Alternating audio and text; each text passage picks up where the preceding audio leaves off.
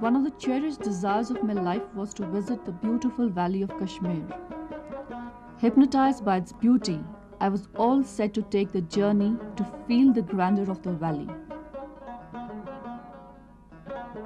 I was excited by the canopy of symmetrical deodar trees, dramatic saffron fields, the virescent drapery of fields and meadows, the redolence of flowers, the elegance of Mughal gardens enclosed in magnificent mountain pinnacles.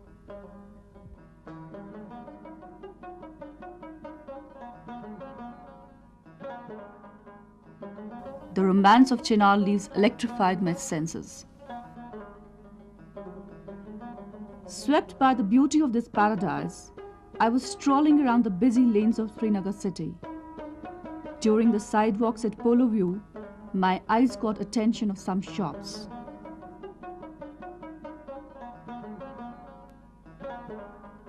In the showcase of these shops, I saw some unique and beautiful samples of art.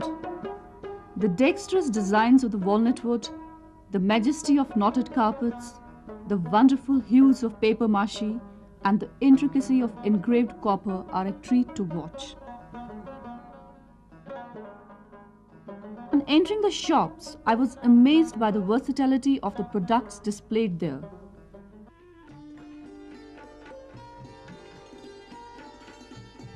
I got fascinated by the butterfield touch of the Shahpur shawls, the meticulous workmanship of Jamawar shawls,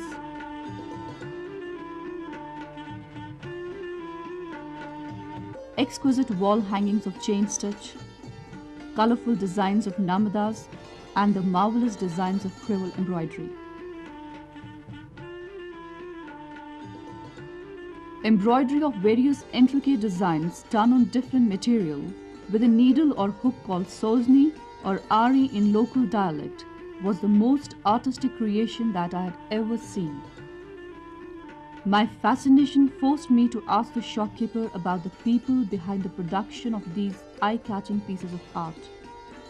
The shopkeeper informed me that the majority of the workers, especially the female artisans, reside in the downtown locality of Srinagar.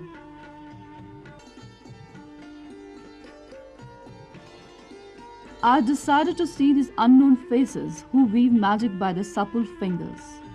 I then went to the old city of Srinagar, where the concentration of artisan women is quite high.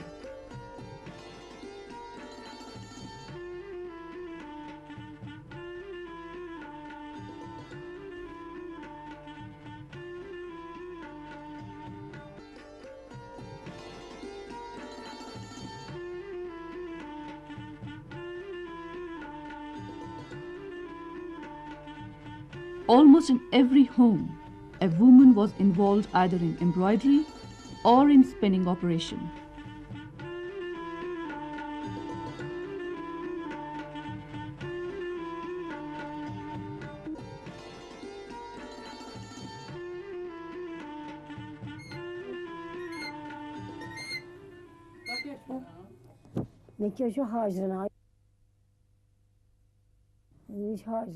My name is Hajra.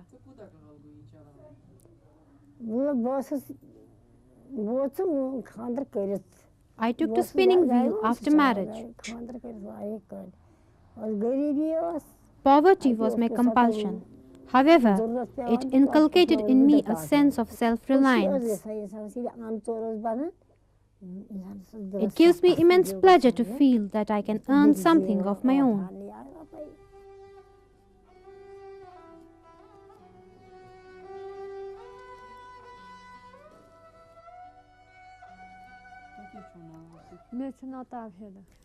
My name is Tawhida. My father is an old man who usually remains ill. My younger sister and me run the home on embroidery work.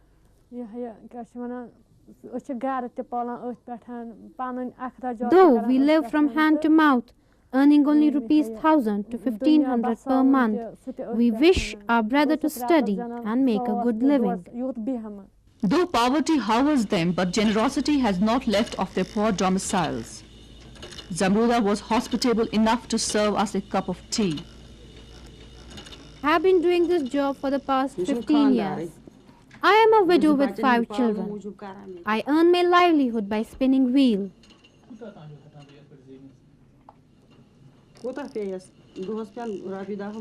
I earn rupees 20 or 30 depending on the time devoted to the work.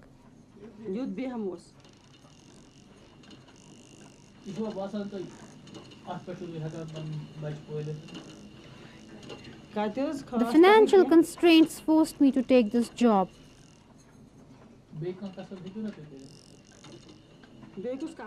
I cannot do any other job other than this.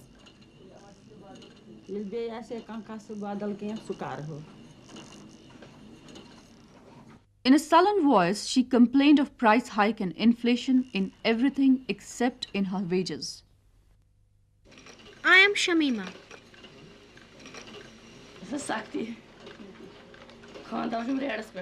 My husband is a laborer. I opted for this job to support my husband.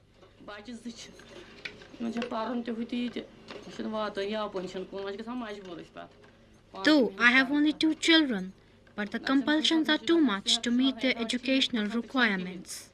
I was amazed to feel the concentration of these women. A heterogeneous group of teenage girls, young and old women, work with zeal and dedication. In spite of putting blood and sweat into the intricate work, these women earn a penny less, not a penny more, to meet their family needs. Another woman, another story.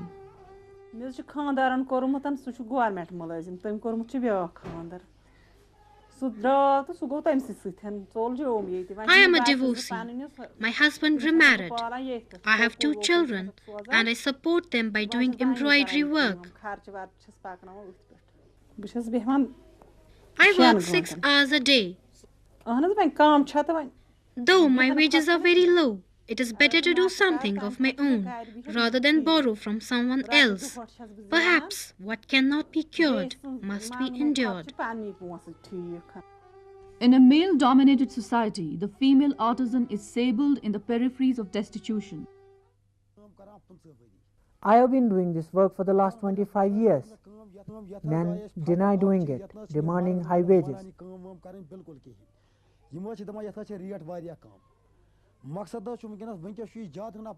However, a woman artisan does the same job on very low wages because it's better for her to take to this work in her free time, and I prefer them only.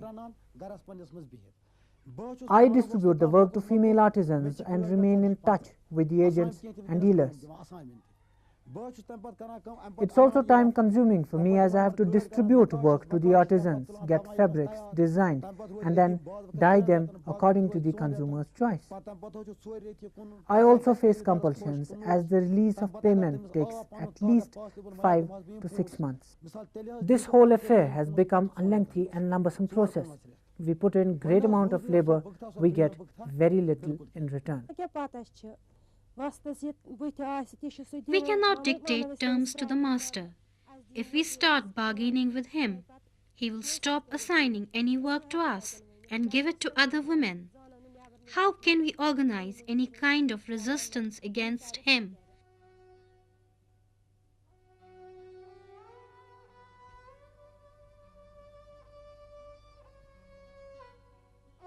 The artisan women are conscious of their exploitation but succumb to it because they have to feed empty bellies.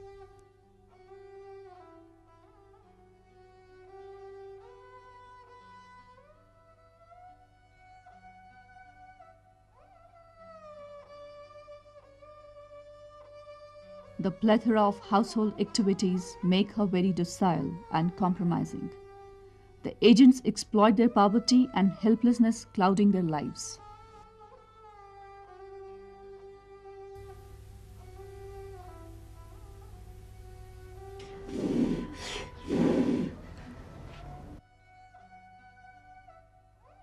These women are linked to the world market through these agents who visit the artisan women at their residences, give them raw material, collect the products, and pay them.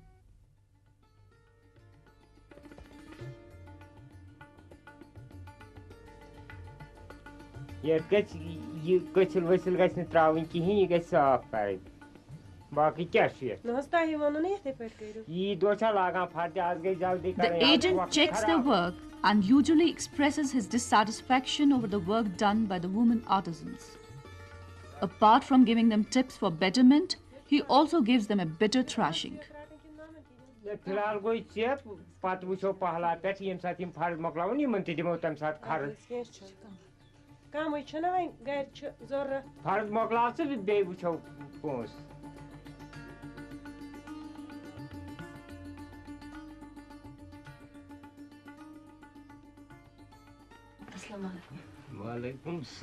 Some of the artisan women themselves go to the agents to get the raw material.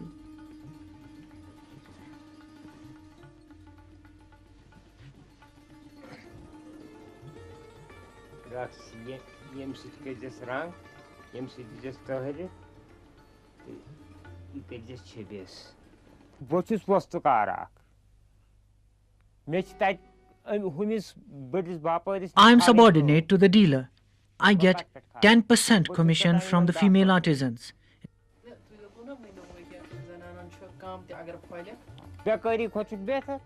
It's better for them to remain busy in some work rather than sitting idle and gossiping.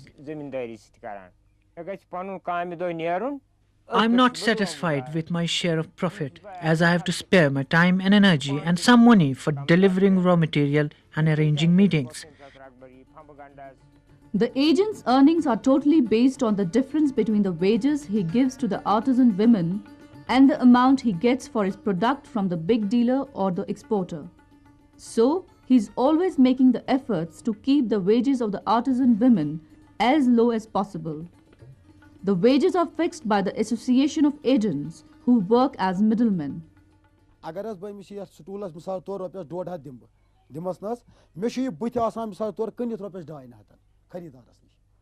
I cannot live in vacuum.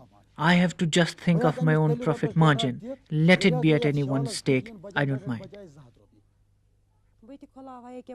Setting up of a production unit is not an easy task. One cannot take risk when one is already faced with a deluge of problems, the problems which are compounded by the household drudgery. I am an illiterate woman. I have no knowledge of business management. I could do something of my own, as money compensates for demerits like illiteracy. I sometimes plan of borrowing loan from the bank so that I could open my own center where I could train other women and polish their skills. It involves a sound investment of money and to establish a proper market for the goods. The lack of resources makes me scared.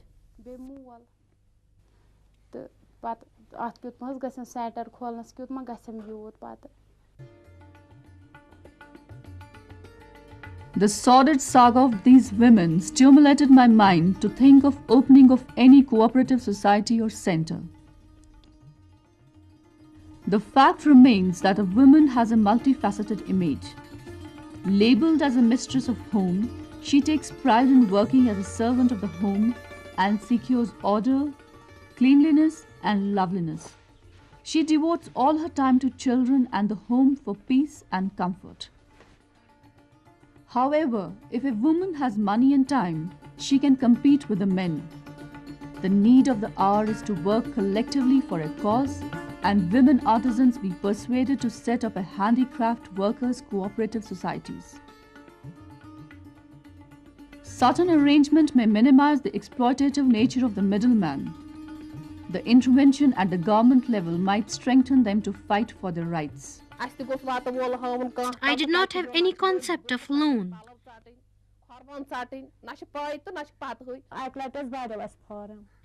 I applied for it, and till now I do not know what happened to my papers.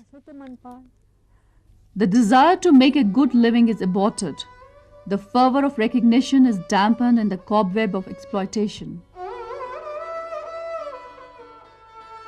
The stark reality remains that the fading eyesight, the frazzled hand, frayed figure do not bestow a female artisan with a modicum of appreciation, not to think of the rewards.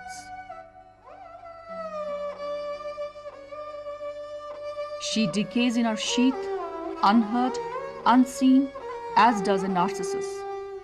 She puts in the best, gets the worst in return, a paradox only to be felt by them.